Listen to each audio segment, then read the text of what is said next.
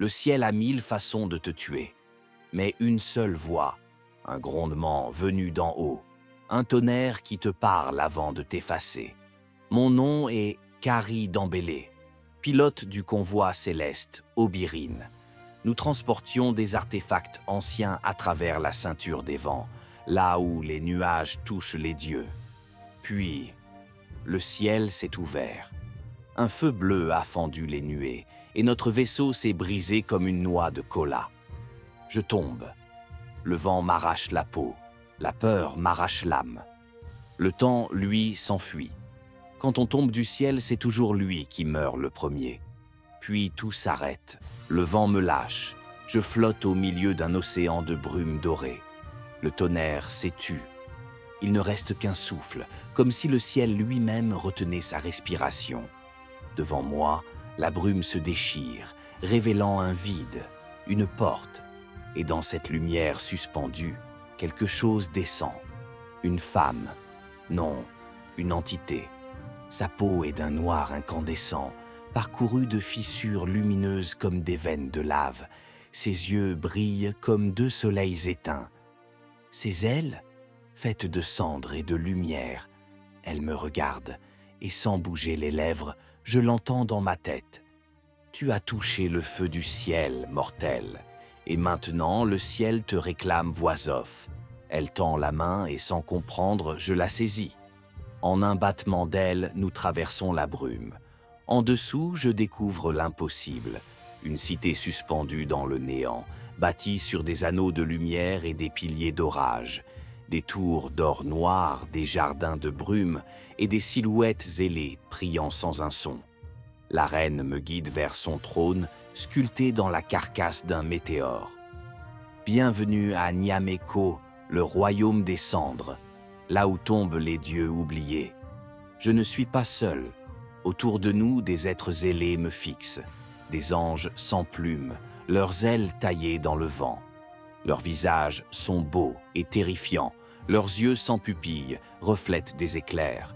« Ce sont mes enfants, dit-elle, nés du feu du premier orage, mais leur flamme s'éteint. Nous étions des gardiens du ciel. Maintenant, nous mourrons lentement. » Sa voix n'est pas triste, mais fatiguée, fatiguée comme la lumière d'un soleil mourant. « Ton espèce a ce que nous avons perdu, murmure-t-elle. La rage de survivre, la folie de créer, le feu du changement. Je comprends alors. Je ne suis pas un invité. Je suis un sacrifice, un réceptacle pour leur flamme mourante.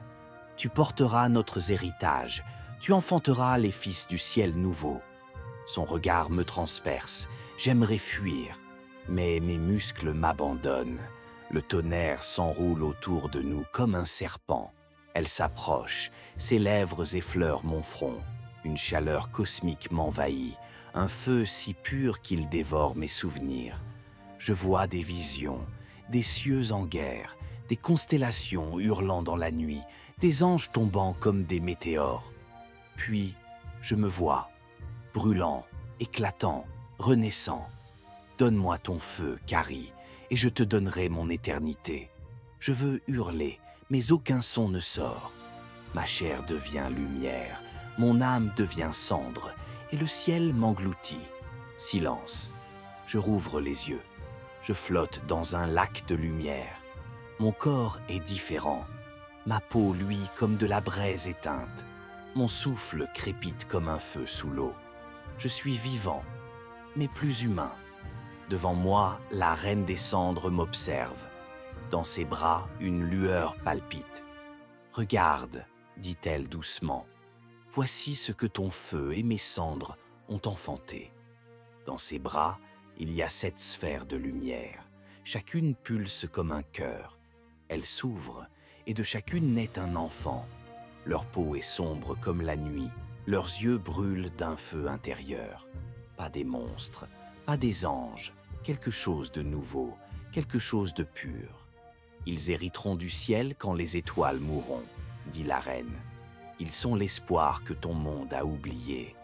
Je comprends enfin. La reine n'a jamais cherché à dominer le ciel. Elle voulait le sauver. Son peuple, épuisé, ne pouvait plus créer. Alors, Elle a choisi un homme, un simple mortel, pour rallumer la flamme du renouveau. Quand viendra le silence, dit-elle, et que les étoiles s'éteindront, eux se lèveront. Ils porteront la flamme de l'humanité et des dieux, car l'espoir est le feu que rien ne peut éteindre. Aujourd'hui, je ne suis plus un homme, je suis le gardien du feu céleste. Sous les nuages, les peuples oublieront nos noms.